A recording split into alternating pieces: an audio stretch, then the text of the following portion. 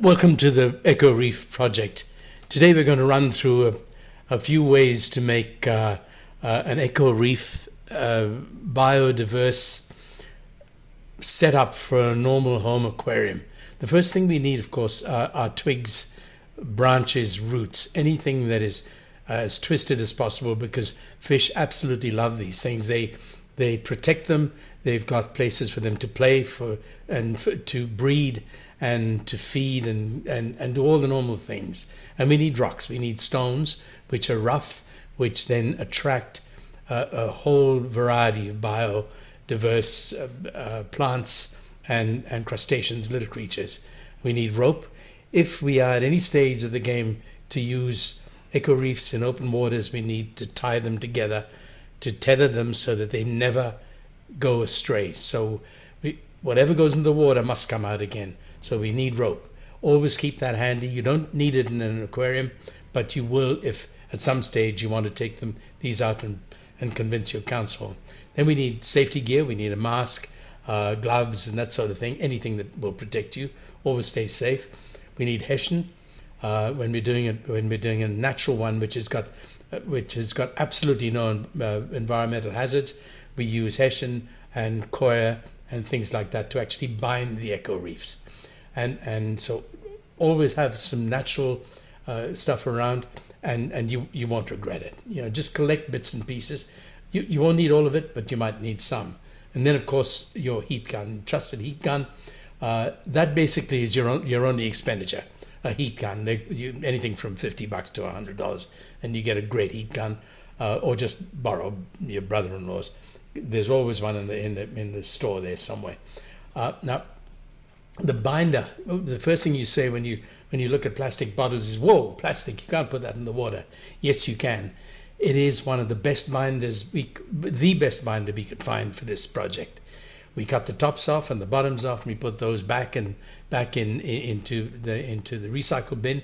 But the actual bottle itself is an incredibly hard binder that's going to last, as we found out, hundreds of years. But it holds it without any toxins, and it becomes very, very strong. Whereas adhesives and anything else that we use or could use will either disintegrate the biological product, or they'll push toxins into the waterways. None of that is acceptable when making an EcoReef. So bottles, I promise you, you will find that they're very useful. Anything goes into the water comes out again. These are not going to pollute your waterways. So get used to it. Get some bottles and stack them up. Back to our twigs again. Keep them as twisted and as beautiful and as ugly as you could possibly get them, because the more twisted they are, the more protection they give to your little fish. And fish breeding in a fish tank is the best thing you could possibly see. So just for yourself, for your family, fabulous. Get some really twisted logs and twigs, and it doesn't matter what size they are. You can get them all sorts of different sizes. They all work. Here are your rocks. Your rocks are the weight to actually pull the EcoReef down into the bottom of the water. Otherwise, your twigs will just float on top. So you get your bottle, the top has been cut off and the bottom has been cut off, and you start stuffing them in, pushing them in any which way you can. And you have to have enough within the bottle itself, the plastic bottle, in order to be, when it actually heats, to hold, to grip. So it's got to have something in it, but it also must have something outside of it. So because that's the best part of your EcoReef, in that it hangs on to other EcoReefs. So you've got this cling to kind of thing. So you've got permanence. When an EcoReef goes in, it hangs on. So you push your rock as far as you can into the bottle, and then you just work it. So you get other twigs as twisted as you can get. As you can see, these things have got they're probably mulberry roots, and they have to be aged. If you're not sure of them, boil them or put them in your oven for an hour or two, or as long as you're sure that they're not going to hurt your animals in any way, because fish are precious. You got to look after them, keep them as safe as you possibly can, and keep checking your water when whatever you're doing with fish, check your water, keep it safe. But it's a bit of give and take and play as you're working your timbers into this thing. But once they fit in, as you can see, they fit snug. And so you've already got a snug little unit that's going to hold together. Now you get your heat gun, and away you go. So it just you can put it on medium or on high, and just work it. Just work it. First work the edges so that you soften any sharp bits and pieces, and you start working it so the timbers, the plastic starts melting, and it melts to its hardest possible consistency. So it really is a very, very tough little item. So as you can see, it just squeezes as it heats. It squeezes down, shrinks and shrinks around. It becomes like a shrink wrap, and it shrinks all the way around the timber and the rocks. So the timber is still open at the edges because there's plenty of space for the fish to get in and out of. But it's got on the outside, it's got timber hanging out both ends. So you've got the rocks in there which will collect, look after the snails and collect crustaceans and little plant life. But you've got the biological bits and pieces hanging outside of your eco reef, which are just perfect for plant growth. That's the part that actually clings to other sections. Now, if by any chance the bits don't hang on, take them out. Just take the bits and pieces out. You've still got an eco reef regardless of what it is. But if there's a loose piece of timber, take that out. You really don't need bits and pieces that are going to fall out later on.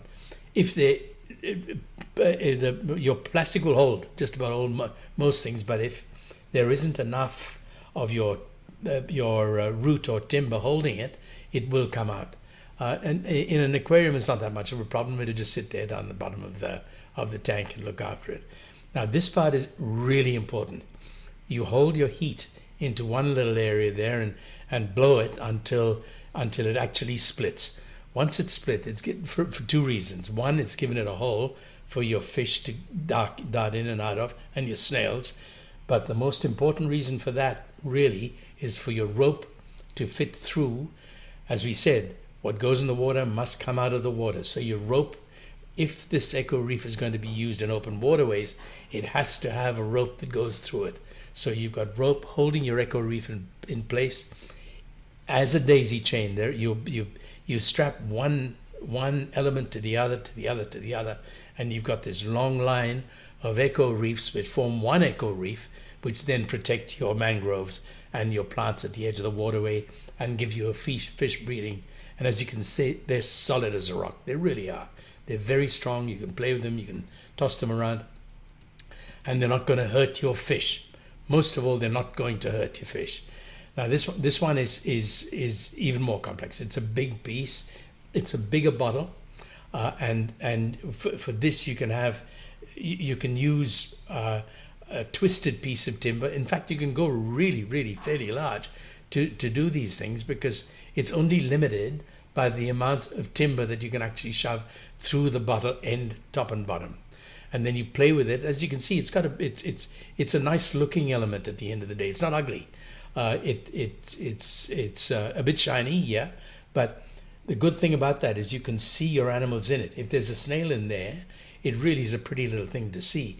And the little fish actually go in there to be protected, so you don't lose your baby fish as much as you would if they're just floating around.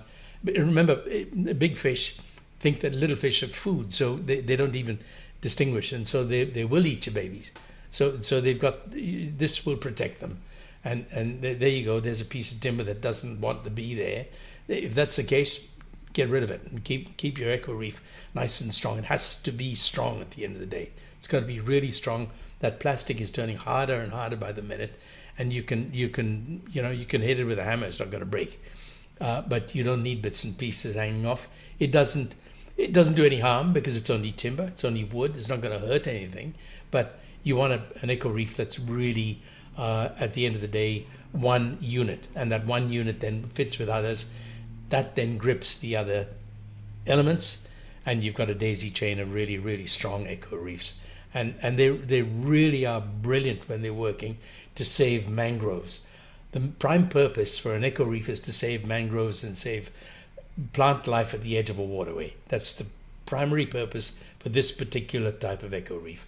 But in an aquarium, they just are quite a beautiful element, and they look after your babies. There's that bit of timber that doesn't want to be there.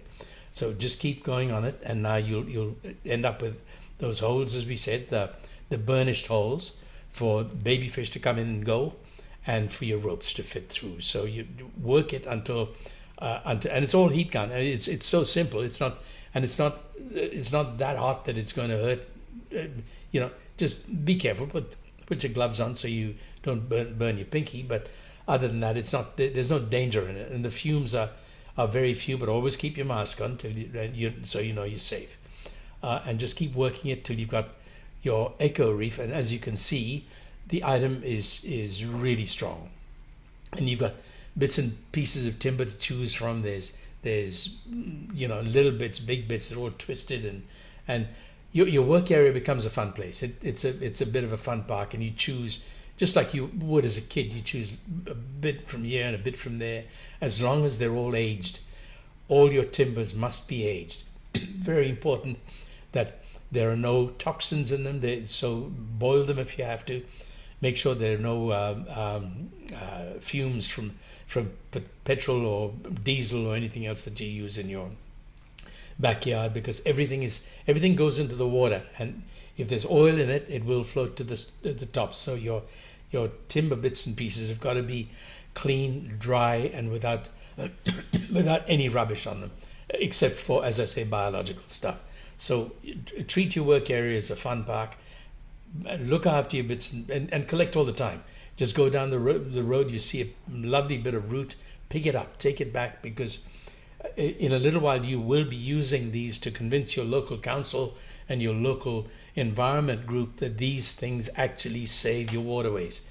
We will be using EcoReefs to save land bases, to save water runoffs, to save our mangroves, which are the haven for breeding just about everything that we need in our waterways. So yeah, pick up stuff, get used to it. You will enjoy being a part of this, I promise you. So just get into it now. We're getting ready now to start to set up so that we can get to the point where we're getting our weeds together and all that sort of stuff, so that we can present our collection of goodies with our timber and start getting a perfect this one's only made for a small aquarium. So here we go. We've got a small bottle, and we heat it up. It takes just virtually a few minutes. It shrinks into place. You've got your rock, your timber, and your heat gun. You just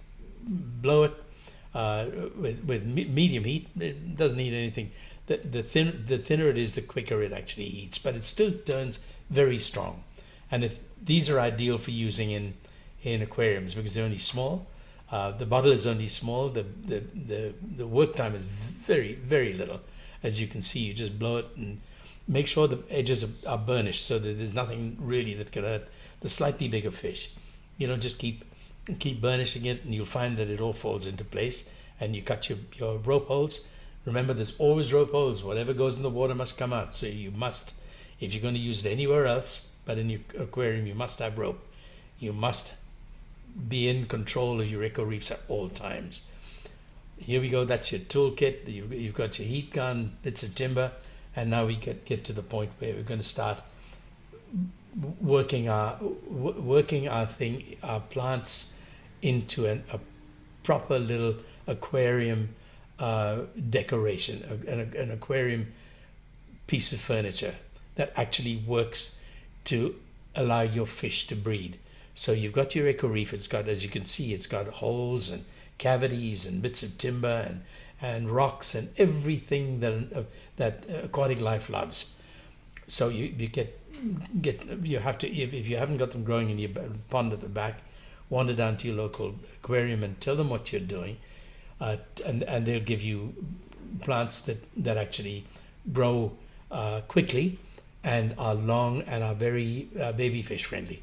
And you'll find that these things, within a few days, you've got a real little jungle in your fish pond. This is the way your EcoReefs fit together. They just, if you've got a bigger aquarium, you just cluster them, and you've got this incredibly beautiful thing where it's a fish cave. You've got snails. Remember snails? Snails are beautiful in there because they clean your glass, and they clean your eco reef at all times, and they eat all the rubbish. You've got a lot of nutrients going down there, enough for your plants and enough for your snails. And you breed snails, and then you can take them back to the aquarium and sell them. So this is your eco reef that's absolutely packed. Now it's packed with life, and you put it into your tank, and you look at it now. We haven't put any fish in there as yet because we are very conscious. We'll test the water, make sure everything's right before we put our fish in there. But as you can see, that's straight in. It's got the plants, and you've got an aquarium eco reef. Thanks for being with us.